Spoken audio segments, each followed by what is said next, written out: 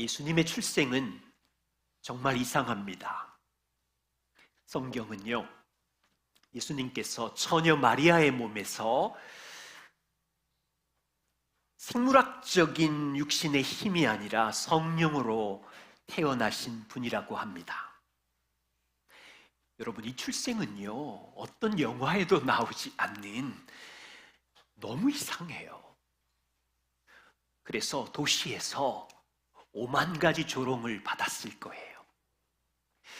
예수님의 아버지 요셉은 순수한 목수였고 자기 피가 하나도 섞이지 않은 예수를 아들로 입양합니다.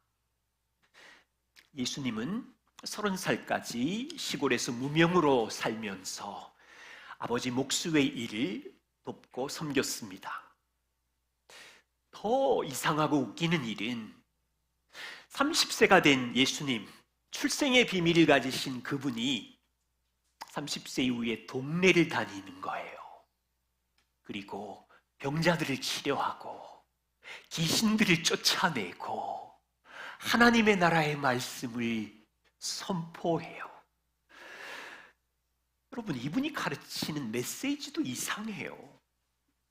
당시의 바리새인들의 가르침과 너무 달라요. 나를 믿으면 세상에서 성공한다. 구약에 있는 율법을 지키면 복을 준다. 말씀대로 살면 유명해진다. 그런 가르침이 아니었어요. 나는 하늘에서 내려온 산 떡이다. 나를 먹으면 영원히 산다. 나는 목마르지 않는 생수의 강이다. 내게 와서 마시면 인생이 아무리 목말라도 샘솟는 기쁨이 있다. 나는 길이요 진리요 생명이다. 아버지께로 가려면 내게 와라. 나는 선한 목자다. 나는 양인 너희를 알고. 이분의 가르침은 진짜 이상해요. 바리새인들은 그의 가르침을 들으면서 저 사람의 가르침이 황당하다. 심지어 자기를 하나님의 아들이라고. 그랬어요. 그들은 같이 모의하고 작전을 짜서 신성모독죄, 하나님 사칭죄로 십자가에 던져버려. 예수님 출생도 이상하고 가르침도 사역도 이상하고. 보세요, 예수님이 활동한 시간은 고작 3년이에요 10년도 아니고. 그분이 동행한 거리는 팔레스틴 땅의 수백 킬로 정도의 거리에서 전부예요. 그분이 만난 사람은 권세 있는 사람들이 아니라 대부분 평민들, 가난한 사람, 불쌍한 여인들. 예수님은 책을 한 권도 쓴 적이 없고 결혼한 적도 없고 대학 학위도 없고 유명한 업적도 없고 그냥 3년 떠돌이 설교자로 살다가 죽은 것뿐인데, 그것도 로마 제국의 가장 비참한 십자가 사형 형틀에 죽은 것뿐인데 끝이잖아요.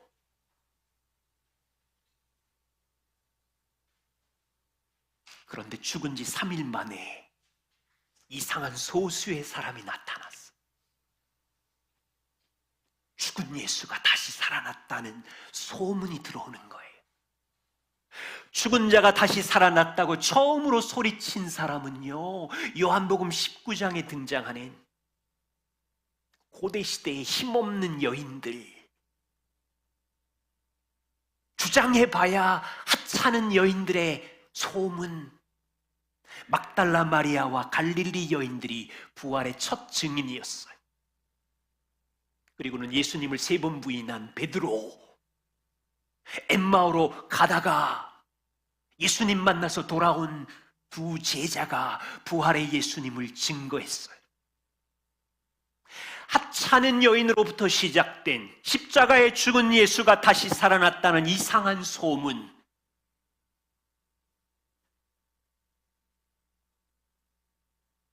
500여 명의 증인들에게 나타나시고 50일 후에 초대교회가 시작이 되고 부활을 믿는 교회 공동체가 그리고 나서 2000년 동안 지속이 되고 여기 수원 땅에 있는 주님의 은혜교회까지 부활의 믿음이 전달되었어요. 기독교는요, 십자가와 부활의 종교예요. 두 가지가 무너지면 다 무너져요. 오늘 말씀은요, 2000년 전 이상한 소문, 죽은 자가 다시 살아났다는 부활의 첫날 있었던 사건이에요. 예수님께서 부활하신 후에 배신자 제자들을 찾아오세요. 그리고 의심 많은 도마를 찾아오세요. 그들에게 십자가의 못자국, 손의 못자국을 보여주시고 허리에 창자국을 보여주시면서 다시 사랑을 고백하시고 배신자인 그들을 아버지께서 나를 보낸 것처럼 내가 너희를 보낸다고 이상한 파송식을 하세요. 여러분, 이 본문을 살펴보면서 기독교의 독특성이 무엇인지, 또 부활의 믿음을 갖고 산다는 것이 우리에게는 무엇인지 함께 살펴보려고 해요. 오늘 본문에 보면 두 가지 사건이 진행이 되는데, 예수님께서 부활하신 첫날 제자들을 만난 사건이 있고요, 8일 후에 도마를 만나는 사건이 등장해요. 19절, 이날 곧 안식 후 첫날 저녁 때에, 이날 곧 예수님이 부활하신 새벽에 부활하셨잖아요. 그날 저녁 때에 제자들이 함께 모였어요. 여전히 두려워하였고 여전히 마음이 무서웠기에 문을 닫고 한자리에 모였어요. 이들은 무슨 얘기를 나누었을까요? 고 한나절의 시간 동안 막달라 마리아가 뛰어와서 예수님 살아나셨다는 말을 전했을 거고, 베드로가 동산에서 부활하신 주님을 만났기에 베드로의 이야기를 들었을 거고, 엠마오로 가는 길에 예수님을 만나 돌아온 두 제자로부터 부활의 소식을 들었을 거예요. 그런데 그들은 여전히 두려워했기에 문을 닫고 진짜 예수님 부활한 것마저 의심하고 있던 그 순간, 어떻게 주님이 들어오셨는지 모르겠지만 제자들 가운데 쓰셔서 너희에게 평강이 있을지어다. 여러분, 제자들 누구예요? 예수님 찾아오심을 받을 자격이 없어요. 3일 전에 예수님을 버리고 도망친 배신자들, 실패자들. 예수님이 이들을 만나자마자 하시는 말씀은, 얘 이놈들, 내가 너희에게 얼마나 실망한 줄 아니? 3일 전에 너희의 발을 씻겨주고 너희를 용서했고 너희를 사랑한다고 고백했건만 나를 버리고 도망가다니. 형편없는 놈들, 너희와의 관계는 끝이야. 여러분, 세상 지휘관이라면 이런 부하는 곤장을 때려서 감옥에 쳐넣어야 돼요. 세상의 스승이라면 너는 끝났어, 가, 이래야 되잖아요. 예수님은 19절과 21절에 배신자들에게 두 번이나 너희에게 평강이 있을지어다, 너희에게 평강이 있을지어다. 얘들아, 두려워하지 말아라. 배반과 실패로 너희를 심판하러 내가 찾아온 것이 아니야. 책망하러 온 것이 아니야. 나의 평안을 너희에게 선물로 주러 온 거야. 여러분, 이때요, 무슨 이유인지는 모르겠어요. 도마가 이 자리에 없었어요. 그래서 다른 제자들이 예수님을 만나고 흥분해서는 25절에 도마야, 우리가 예수님, 살아나신 예수님을 만났어. 단체로 친구들이 도마에게 그 증인으로 이야기를 했건만 25절 도마의 반응을 보세요. 너 미쳤니? 내가 그분의 손에 못자국을 눈으로 보고 나의 손가락을 그 못자국 안에 넣어보고 내 손가락을 그 못자국에 끼워 넣어보고 내 손을 그의 옆구리 창자국에 만져보지 않고는 나 못 믿겠어. 도마의 고집은 하루, 이틀, 3일, 8일이 지났어요. 이 정도 되면 예수님은 도마의 완고함에 화를 내실 수 있잖아요. 26절, 8일이 지나서 8일이 지나서 제자들이 다시 집안에 모였어요. 그때 도마도 함께 있었어요. 문들이 닫혔어요. 어떻게 들어오셨는지 모르지만 예수님이 다시 그들 가운데 오셔서 내 이놈 배신자 도마야, 네가 8일 동안 친구들이 그렇게 말했는데도 그렇게 하시지 않고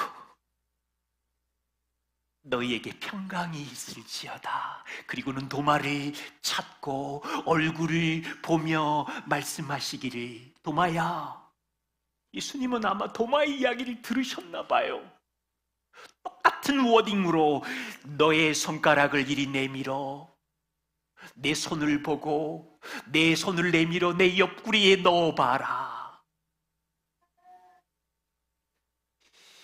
여러분, 한번 이 본문을 가지고 생각해 보세요.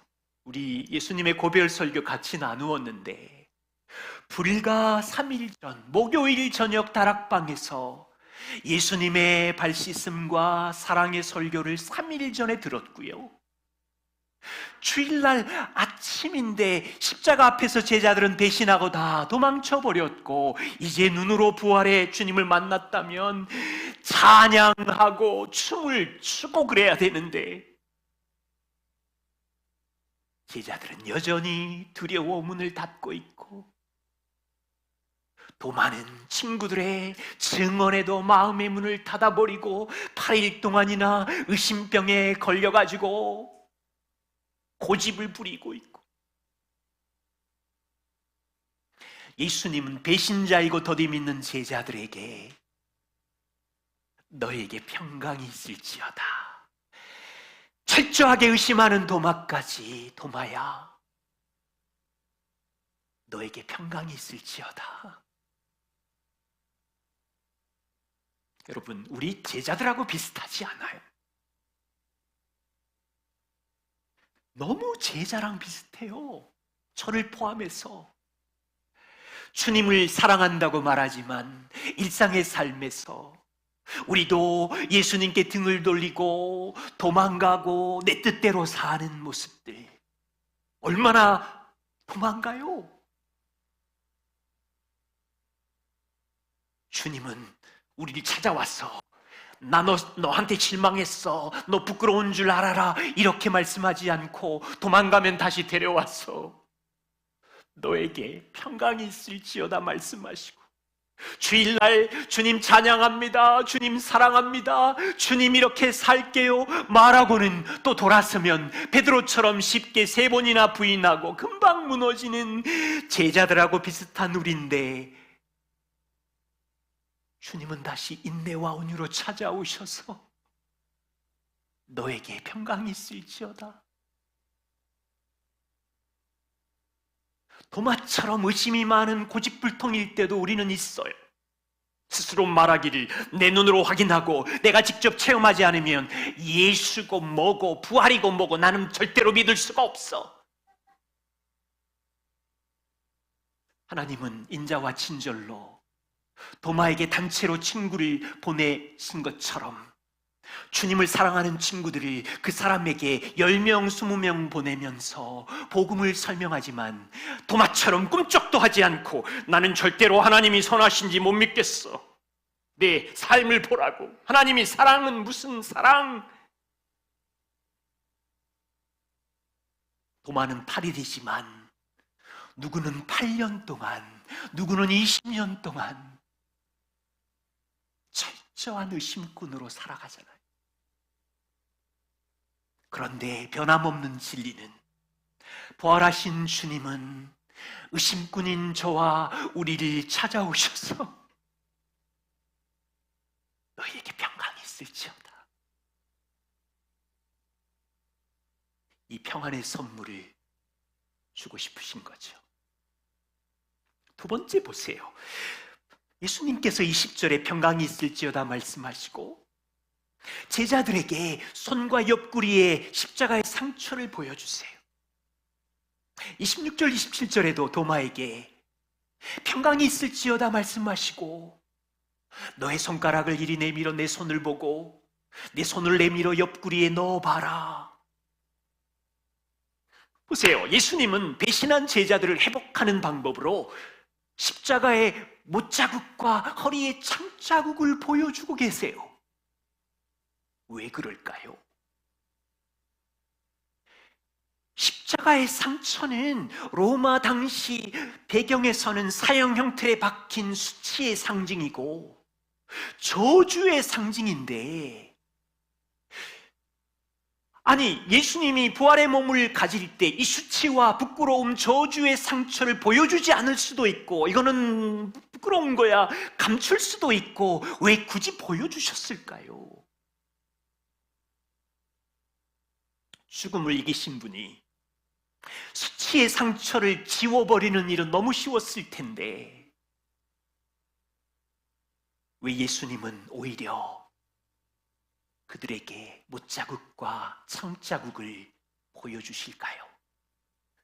물론 내가 죽었던 예수야 라는 확신도 있었겠지만 그보다 더 깊은 의미는, 얘들아 내가 너를 사랑하여 못 박힌 못자국을 봐, 내가 너를 사랑하여 죄 없는 내가 찔린 창자국을 볼래? 이 손의 상처는 너희가 받아야 되는 죄의 진노를 너희 대신 내가 받은 상처란다. 이 상처는 내가 너희를 정말로 사랑해서 너희가 받아야 되는 영원한 형벌을 너희 대신 받았기에 내가 너희를 자녀 삼기 위한 상처란다. 여러분, 예수님 승천하셔서 하나님 보좌 우편에 인생과 역사의 통치자가 되시는데 그분에게 못자국과 허리에 창자국의 상처가 여전히 남아 있을까요?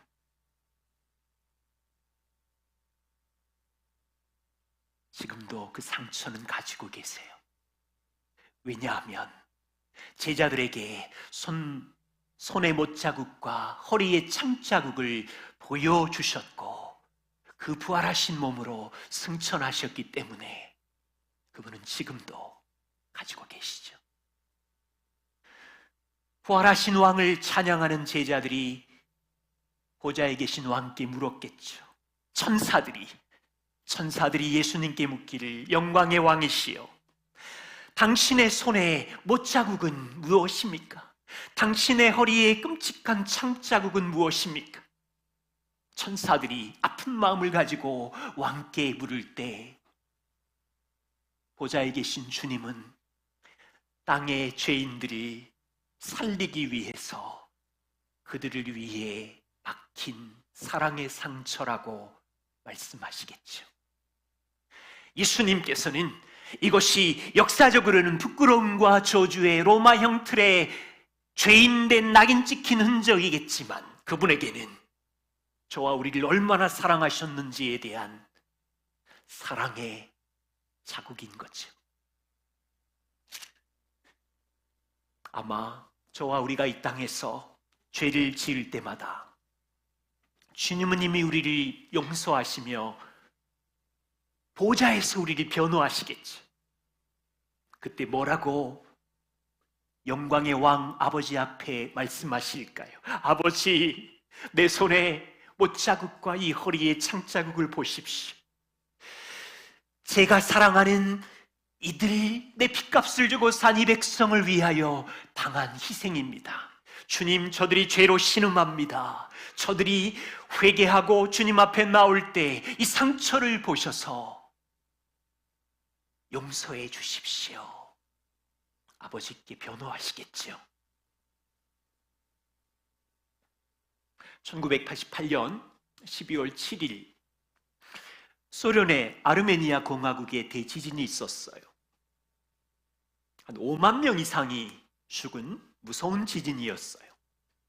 그때 서방의 언론 등등을 통해서 나타난 한 아름다운 엄마의 희생을 소개합니다. 9층 건물이 무너졌어요. 아파트 건물이 무너졌는데 그 무너진 틈 안에서 26살의 엄마 수잔나와 4살 딸 가야네가 그 콘크리트 무너진 것 속에서 8일 동안 갇혀 있었어요. 엄마 수잔나는 4살 된 딸이 배고픔으로 울부짖을 때 방법이 없잖아요. 그래서 주변에 있는 어떤 자료를 보니까 입으로 손가락을 묻어 뜯었다는 사람도 있고, 어떤 자료는 주변에 파편 유리 조각을 깨트려 가지고 손가락을 엄마가 찔러서 그 젖병 빨듯이 딸에게 그 피를 물림으로 하루를 보내고, 그 다음날 또 울면 또 다른 손가락에 상처를 내서 젖병 빨듯이 물려서 피를 빨아서 생존하게 하고, 그 다음날 또 그렇게 하고, 그래서 10손가락을 다 찢어가지고 8일째 되는 날 구조되었대요. 엄마에게 난 이 상처, 아마 4살 가야나가 지금 살아있다면 42살일 텐데, 이 딸은 엄마의 손가락의 상처를 잊을 수 있겠어요? 엄마는 나의 사랑, 그 무너진 콘크리트 속에서 엄마의 피로 나를 살린 사랑, 그 흔적을 평생 잊을 수 없잖아요. 도마의 고백을 보세요. 나의 주님, 나의 하나님이시여, 당신의 손의 못자국은 나를 위함이고 당신의 허리의 창자국은 나의 죄에 대한 형벌입니다. 도마가 고백하며 찬양합니다. 여러분, 그렇다면 여러분에게 물을게요. 딸 가야네가 엄마의 손가락 상처를 평생 기억했다면, 저와 우리는 하나님의 아들 예수 그리스도의 십자가의 못자국과 허리의 창자국이 사랑의 상처를 잊어버릴 수 있어요? 잊어버릴 수 있어요?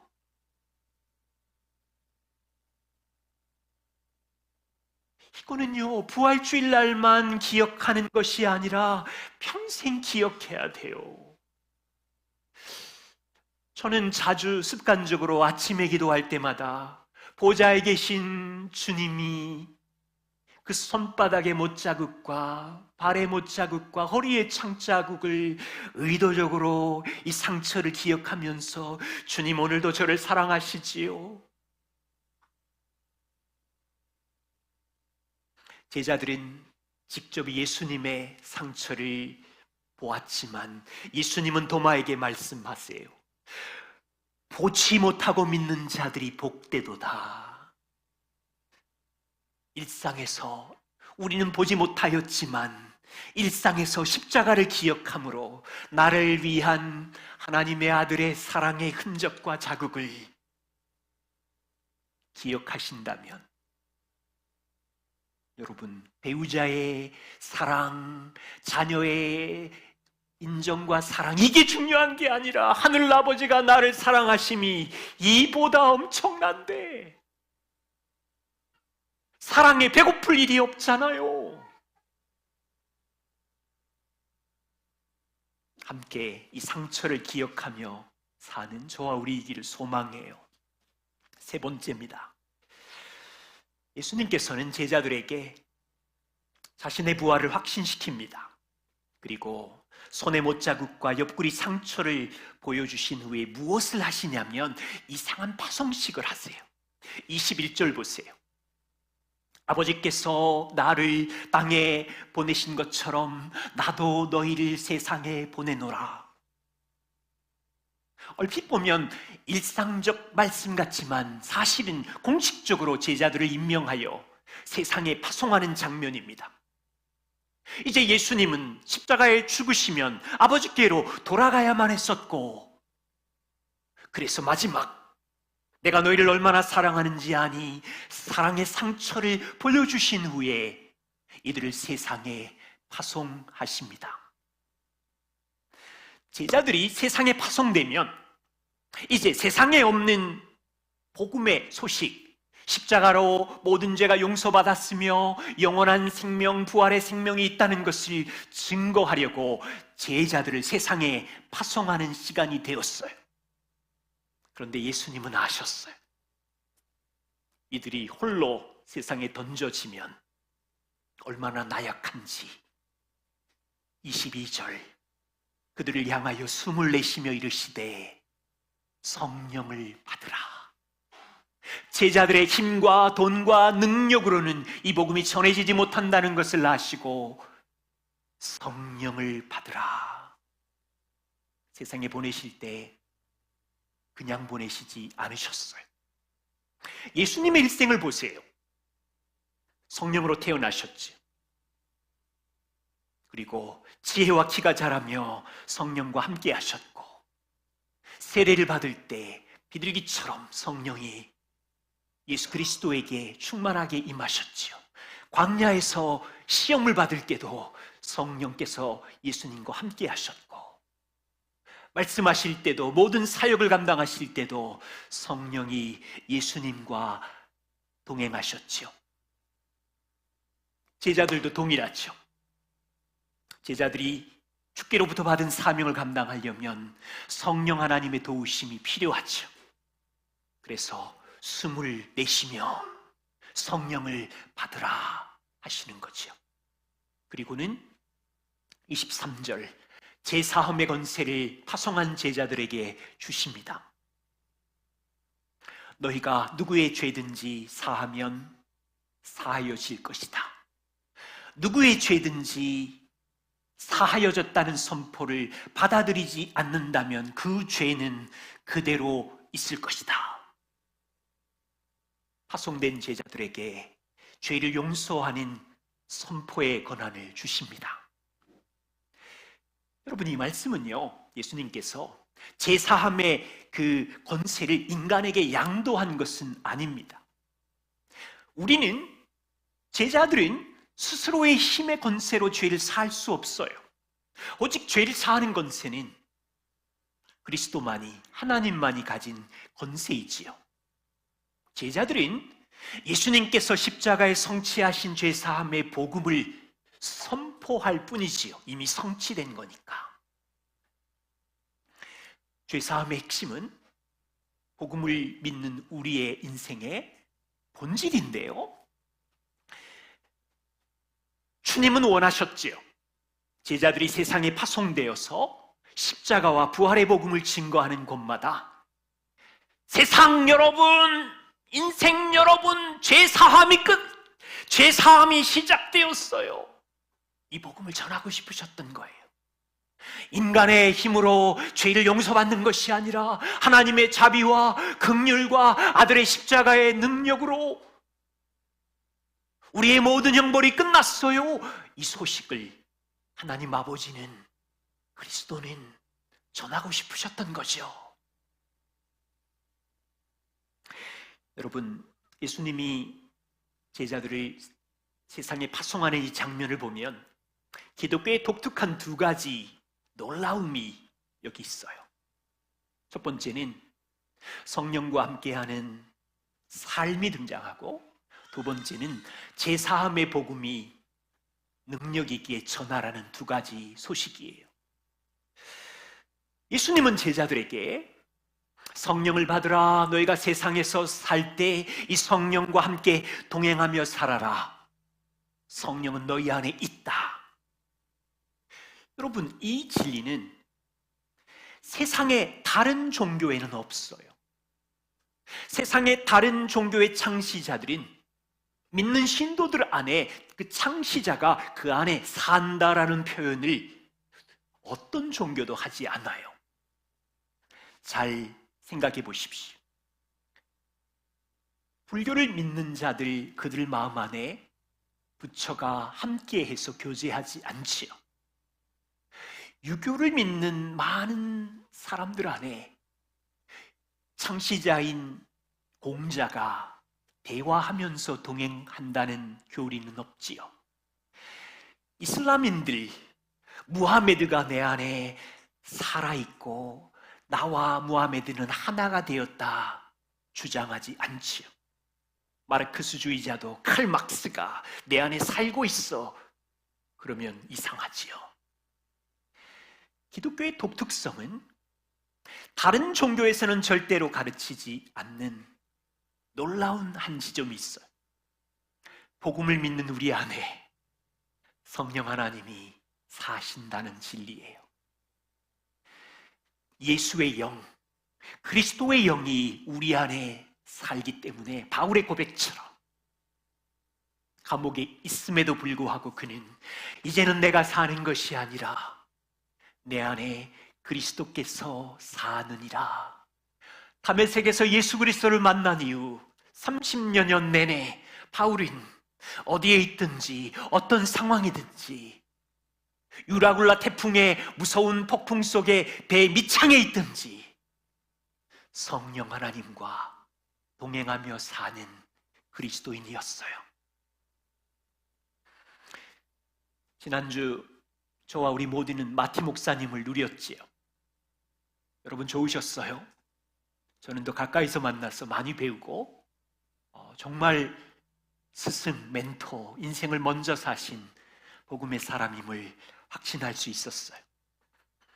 한 분이 우리 모임 가운데 이런 질문을 했어요. 마티에게. 목사님은 어떻게 그렇게 아버지로서, 남편으로서, 그리스도인으로서 모범이 되는 삶을 살 수 있나요? 비결이 뭔지 좀 가르쳐 주세요. 그랬더니 마티 목사님이 딱 한 문장으로 말씀해 주셨어요.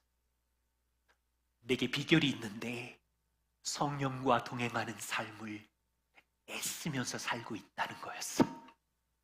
제가 바로 맞장구를 쳤어요. 목사님 맞아요. 제가 목사님께 배운 게 그거예요. 이분의 인생 스토리를 들을 때마다 자녀가 없는 4년 동안 성령과 동행하며 하나님 4년입니다. 우리에게 쌍둥이를 주십시오라는 감동이 되었는지 쌍둥이를 달라고 기도했는데 진짜 쌍둥이를 주신 거예요. 13년 동안 장모님을 모시고 사는 동안 그분의 병이 악화될 때마다 굉장히 힘든 시간을 보냈는데도 오히려 그 속에서 성령과 동행하며 많은 것들을 배운 목사님의 스토리를 들었어요. 로이스 자매님이 들으셨죠? 그 발목의 관절이 깨어지고 거의 생성될 수 없는 인생의 위기가 찾아왔는데 6개월 동안 성령의 인도를 받고 좋은 약을 찾고 그 뼈가 생성되고 지금은 넉넉히 걸어 다닐 수 있는 건강을 주시고 이분은 진짜 말끝마다 아침에 일어날 때부터 매일 1시간 30분씩 책을 쓰시거든요. 그때마다 성령님 제게 생각을 주세요. 아니 어떻게 30권이나 썼어요? 나도 몰라. 성령께서 자꾸 아이디어를 주셔. 언젠가는 안 주시면 나 안 쓸 거야. 그런데 자꾸 주셔. 지금은 3권이나 아이디어를 주셔가지고 계속 쓰고 있고. 성령과 동행하는 삶은요, 바울에게만 주신 선물이고 마태에게만 주신 선물이 아니라 복음을 믿는 나에게, 여러분들에게 주신 선물.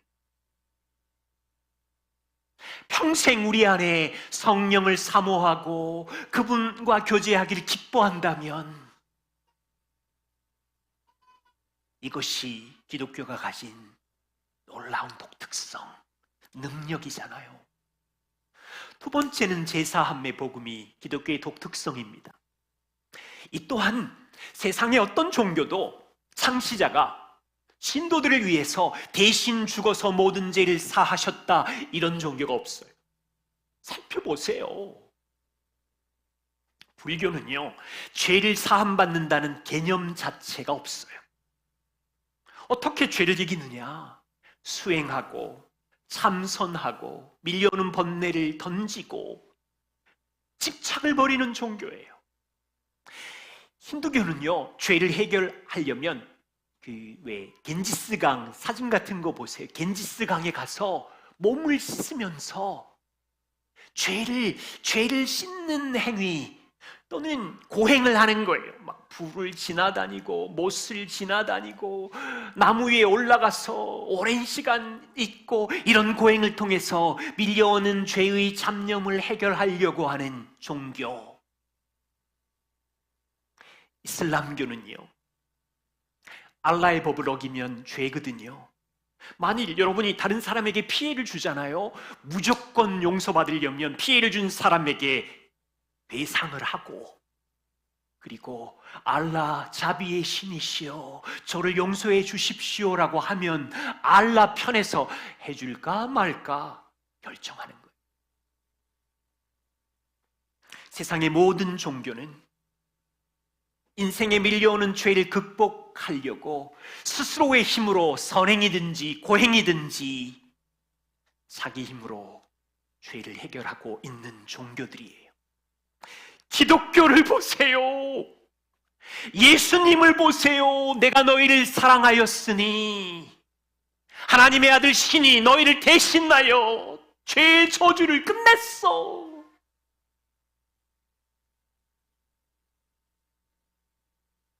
그리고는 주님이 제자들을 세상에 파송하셔서 이 제사함의 복음을 가는 곳마다 모든 사람에게 전해라 사명으로 주신 거라고요. 부활절 아침입니다. 우리는 어떻게 부활의 믿음으로 이 땅을 살아갈까요? 단지 예수님이 십자가에 죽으셨고 다시 살아나셨다는 과거의 사실을 믿는다는 것, 그것이 부활의 신앙인가요? 그건 출발입니다.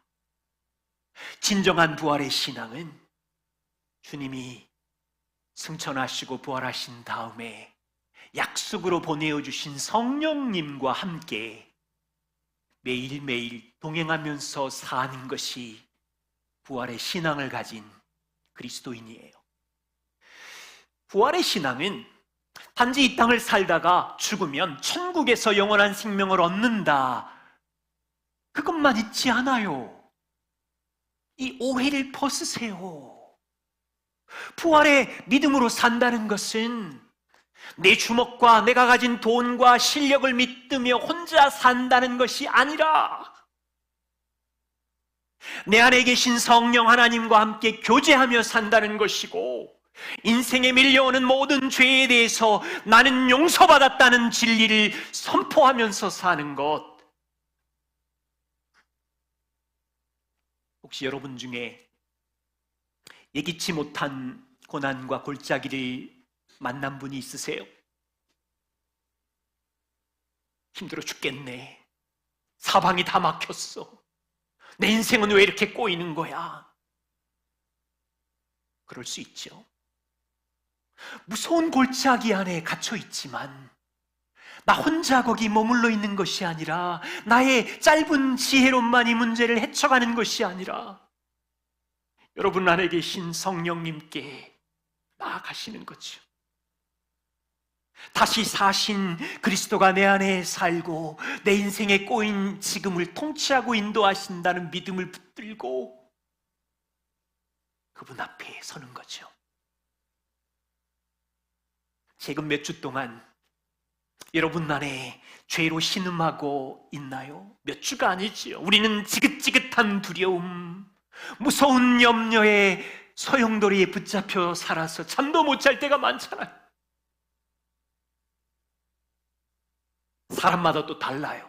죄책감의 근육이 큰 사람, 교만의 근육이 큰 사람, 두려움이 큰 사람, 인정이 큰 사람, 서로 다른데 그게 밀려오면 종종 내가 복음을 알기는 알아? 내가 진짜 하나님의 자녀가 맞나? 이런 의심까지 밀려올 때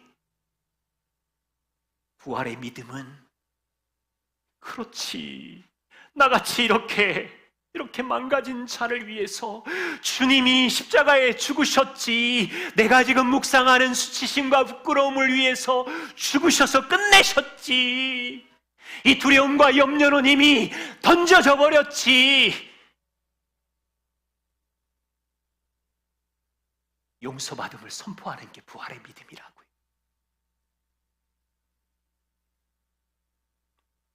예수님께서 제자들에게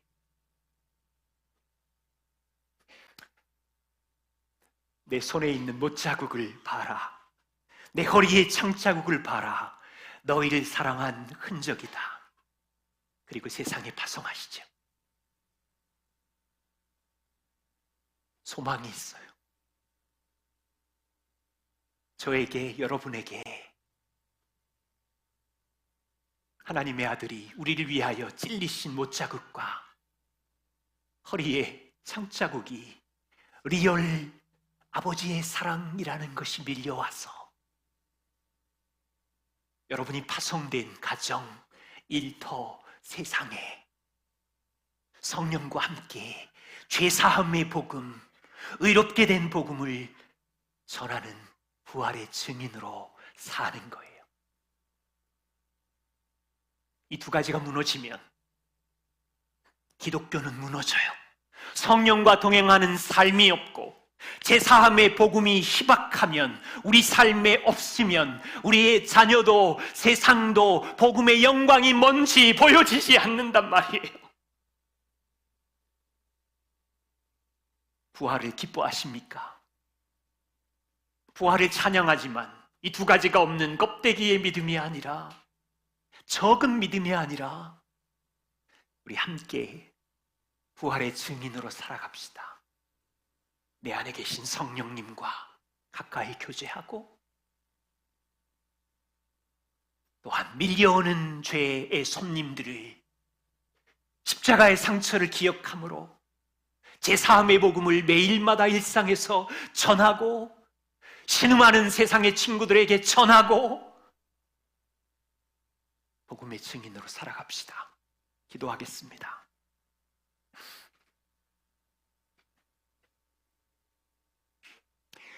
(2000년) 전 주님의 손과 발에 못자국을 본 제자들, 허리에 창자국을 본 제자들처럼 여기 있는 우리가 하나님 아버지의 사랑의 흔적을 보았습니다.